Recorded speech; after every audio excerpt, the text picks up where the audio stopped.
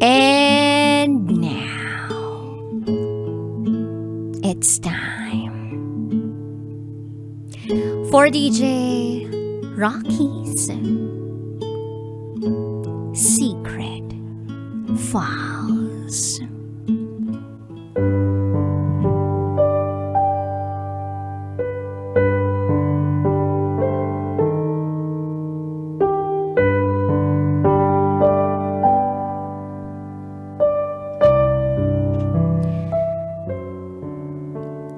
Kabit ako at nagkaanak kami. Tiisin ko lang daw ang setup na may asawa siya.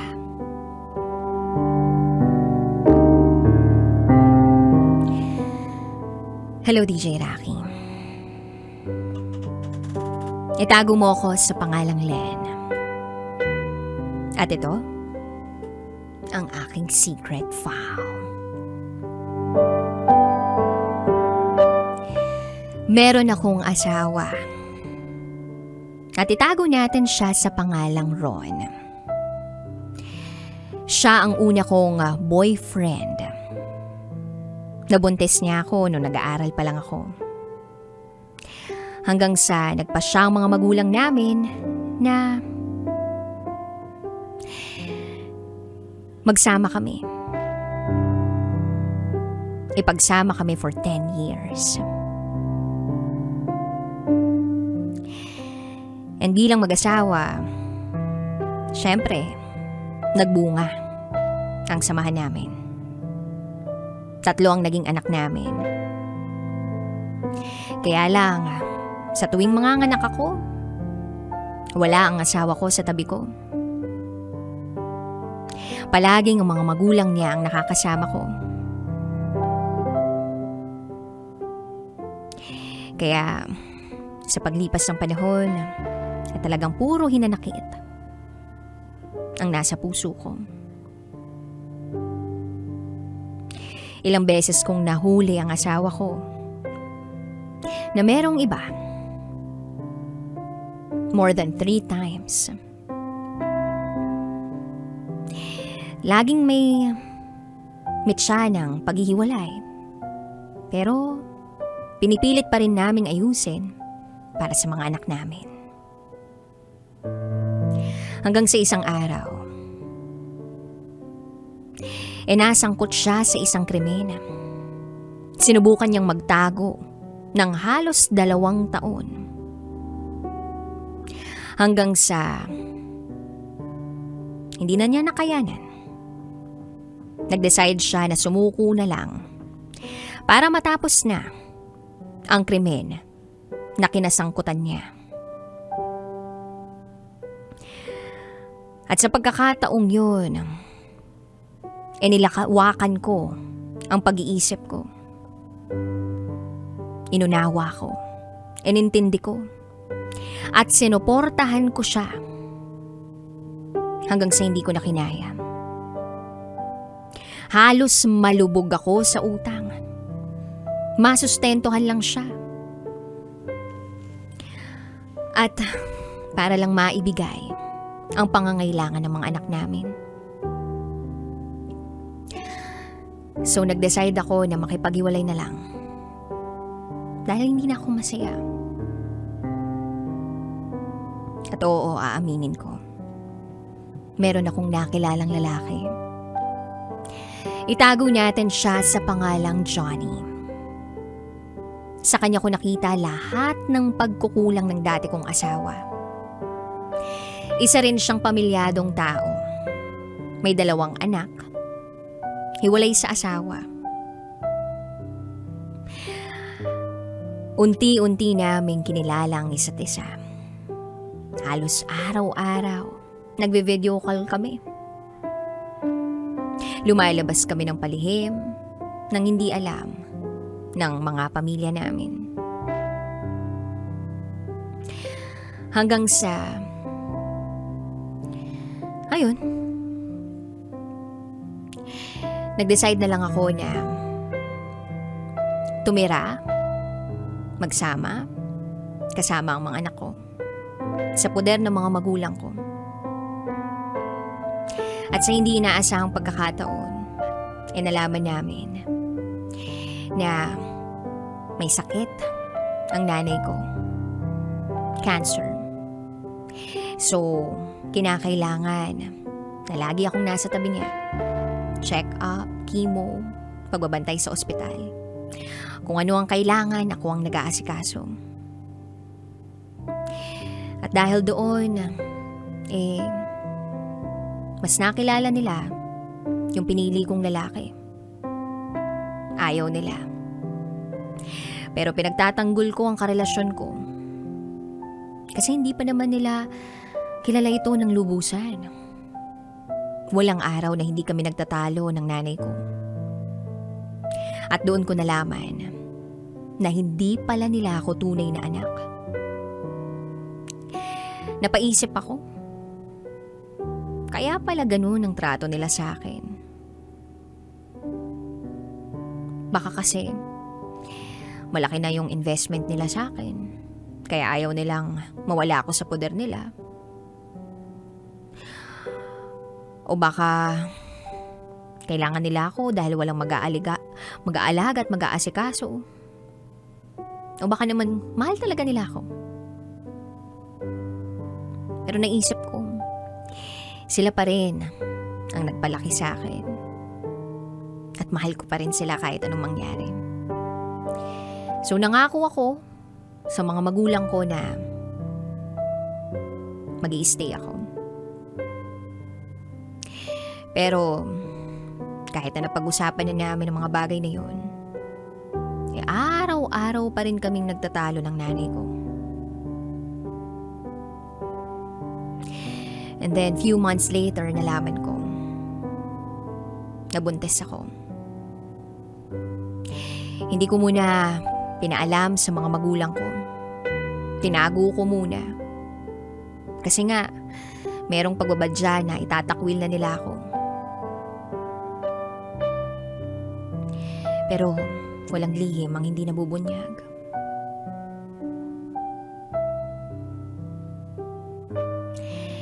Kahit masasakit na salita ang lumalabas sa bibig ng nanay ko, tinanggap ko. Sumasama pa rin ako tuwing may schedule siya ng therapy.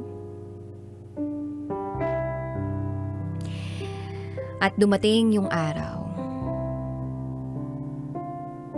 na umamin na ako. Kasi muntik na akong makunan. Dinugo ako at sinugod sa ospital. Ilang araw akong na-confine. Hanggang sa nakalabas ako. Sa pagkakataong yun, mas lalo pang tumindi yung sama ng loob ko. Dahil wala man lang akong natanggap na pangungumusta mula sa kanila. 2 days after kong makalabas, tumawag ang nanay ko. At ang bungad sa akin ay, asan na ang pera ko? Kailangan ko na yun. Nagkaroon kasi ako ng utang sa kanya. Dapat babayaran ko na. Kaya lang na-ospital ako. Kaya ang sagot ko, babayaran ko naman sana eh. Kaso na-ospital ako. Pero ang sabi niya, akala ko ba mapera yung lalaki mo? Akala ko ba mapera yung kabit mo? Tapos binabaan ako ng telepono.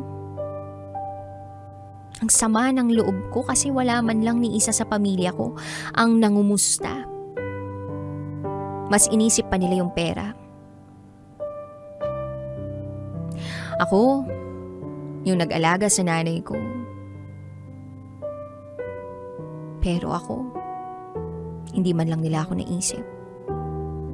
Kaya simula nun, umiwas ako sa sarili kong pamilya.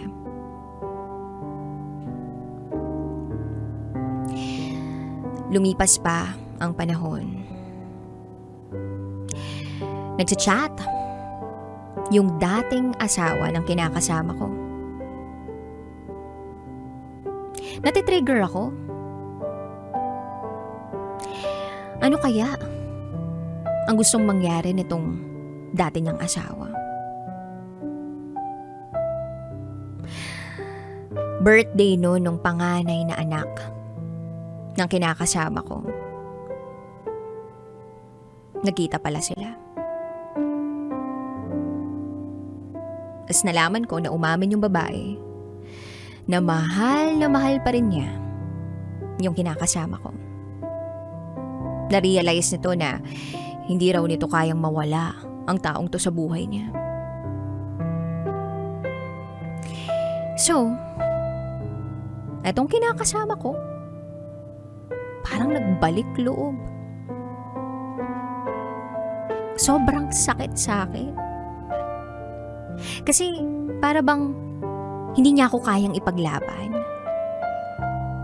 Ako pinaglaban ko siya sa pamilya ko, pero nag-chat lang itong dati niyang asawa. At nagkita lang sila sa party nung anak nila. Rurupok na siya. Tatawagan lang siya nung babae na kailangan siya nito. Pupunta naman siya.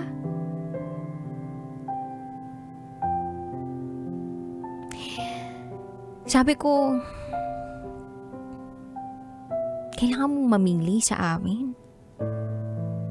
Hindi pwedeng parang option lang ako. Hindi naman kasi ito yung plano natin.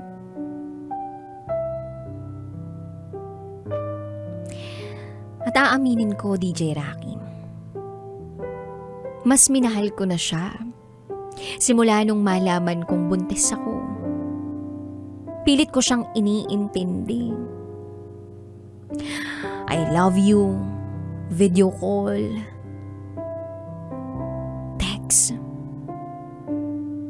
harap-harapan, nakikita ko na ginagawa nila ng dati niyang asawa. Naiiyak ako. Iniisip ko, parusa ba to? Parusa ba to sa akin? Kasi mas pinili ko siya kaysa sa mga magulang ko. Nagmahal lang naman ako uli ng totoo.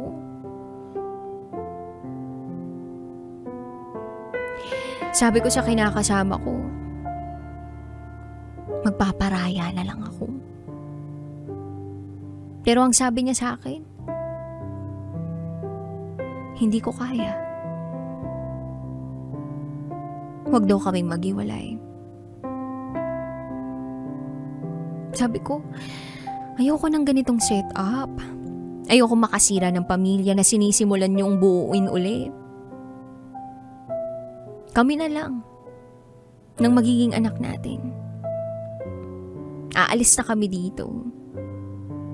Lilipat kami kung saan walang nakakaalam. Dan sabi niya, anak ko rin naman yan. Nagmakakaawa siya. Humingi ng sorry. Subukan muna raw namin yung ganong setup. Gusto lang talaga niyang pagbigyan yung anak niya na magkabalikan sila.